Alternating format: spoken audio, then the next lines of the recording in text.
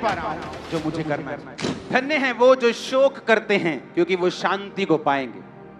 Jesus ने पहाड़ पर यह शब्द बोला दूसरा, ब्लेस्ड हैं वो, खुश हैं वो, आशीषित हैं वो जो शोक करते हैं, जो दुख मनाते हैं क्योंकि वो शांति को पाएंगे।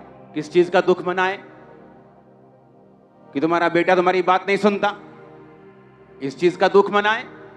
क्योंकि जीसस ने कहा धन्य है वो, खुश रहेंगे वो, आशीषित हैं वो जो शोक करते हैं, जो दुख मनाते हैं क्योंकि वो शांति को पाएंगे। किस चीज का दुख मनाएंगे? कि आपका हस्बैंड आपकी बात को नहीं सुनता? किस चीज का दुख मनाएंगे? आपके पास पैसा नहीं है? किस चीज का दुख मनाएंगे? वीजा नहीं लगा? नहीं, ये परमेश्वर इसके बारे में बात नहीं कर रहे। वो कह रहा है धन्य है वो जो शोक करते हैं। शोक इस बात का कि आज आप प्रार्थना करके नहीं आए, शोक इस बात का कि कल आपने बाइबल नहीं पढ़ी थी, शोक इस बात का कि अभी भी आप उस गुनाह में फंसे हुए हैं जिसमें आपको फंसा हुआ नहीं होना चाहिए। बाइबल कहती है धन्य है वो जो शोक करते हैं वो शांति को पाएंगे। एक बंदा पापी चर्च में आके अपने मुंह को ऊपर भी नहीं उठाता और छाती पीट पीट कर बोलता है, हे खुदावन मुझ पापी के ऊपर दया कर। शोक करता है वो अपनी आत्मिक जिंदगी के लिए, उस शॉर्टनेस के लिए, उस कमी के लिए जो आत्मिक जिंदगी में एंटर कर चुकी, उस चीज का वो शोक मनाता है कि मैं वो नहीं कर पा रहा हूं जो मुझे करना चाहिए। जीसस ने कहा अगर तुम इस चीज का शोक मनाओ तुम शांति को पाओ। और जब जीसस क्राइस्ट शांति देते हैं, आपके आसपास बवंडर चल रहे हो, आप शांति में हो, स्ट्रेस आ गया, इकोनॉमिक ऑपरेशन, डिप्रेशन आ गया, आप फ्री रहेंगे, आप शांति में रहेंगे। और कनाडा ने वीजा देना बंद कर दिया, आपका आ जाएगा, आप शांति में रहेंगे। नहीं आएगा तो यूएसए वाले दे देंगे, उससे अच्छी कंट्री में चले जाएगा, डोंट वरी। क्योंकि धन्य है वो जो शोक करते हैं। दाऊद से गलती हुई और शाऊल से भी। इवन मुझे तो ऐसा लगता है कि शाऊल की गलती जो थी वो दाऊद से थोड़ी कम थी, लेकिन शाऊल मारा गया और दाऊद बचाया गया। रीजन क्योंकि शाऊल ने शोक नहीं किया। पाप करने के बावजूद भी, गिरने के बावजूद भी उसने शमूएल नबी को बोला कि मेरे साथ पहाड़ से नीचे चल। जब उसने कहा कि तू रिजेक्ट हो चुका है, खुदा अब तेरे साथ नहीं, उसने घुटनों पे आके शोक नहीं किया कि हे खुदा के दास ऐसा मत बोल, मैं माफी मांगता हूं, मैं तौबा करता हूं, टाट ओढ़ता हूं, आज से खुदा जो बोलेगा वही करूंगा। और ऐसा कितनी बार बाइबल में हुआ है कि लोगों ने टाट ओढ़ा है और माफी मांगी और खुदा ने अपने इरादे को चेंज करके उन्हें फिर से ब्लेस किया है। लेकिन उसने क्या कहा? कहता ठीक है जो तूने बोला ऐसा हो, कोई बात नहीं, लेकिन नीचे मेरे साथ चल। क्योंकि नीचे लोग हैं तो वो लोग ये ना सोचें कि परमेश्वर मुझसे नाराज है। पॉलिटिकली करेक्ट होना चाहता था और स्पिरिचुअली इनकरेक्ट हो गए। पॉलिटिक्स से बच के रहो, लोगों को खुश करने के चक्कर में मत पड़ो। लोग क्या सोचते हैं?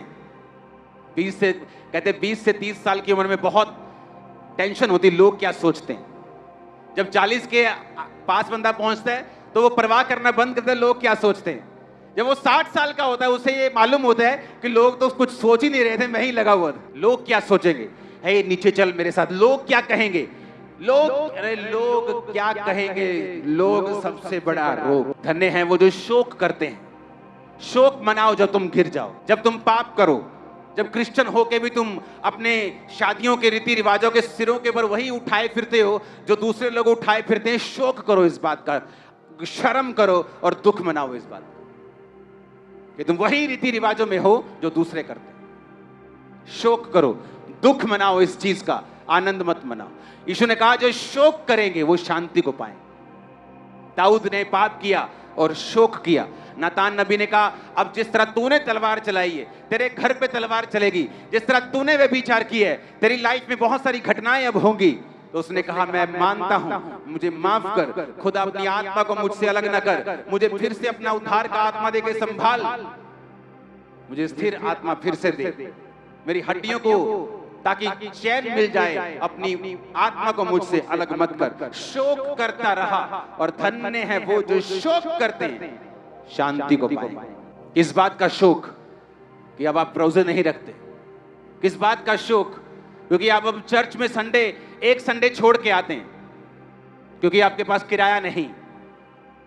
और जब वही डॉक्टर बोल दे कि भाई साहब आपके पित्ता भी निकालना पड़ेगा, मर जाओगे, तो 20-30 हजार का इंतजाम कैसे 2 मिनट में तुम करते हो, देखो फिर। लेकिन हमें शोक नहीं, पहले जब ब्लेसिंग नहीं थी तो चर्च में सुबह 8 बजे आके बैठ जाते थे।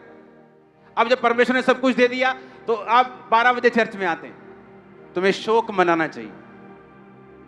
आत्मिक चीजें ना कर पाने का शोक, प्रेयर ना कर पाने का दुख, रोजे ना रख पाने का दुख, संगति अटेंड ना कर पाने का दुख, मेंटेन खुदा की उस जिंदगी को जो आपको दी थी ना कर पाने का दुख। कहता मनाओ इस दुख को अगर शांति चाहते हो तो।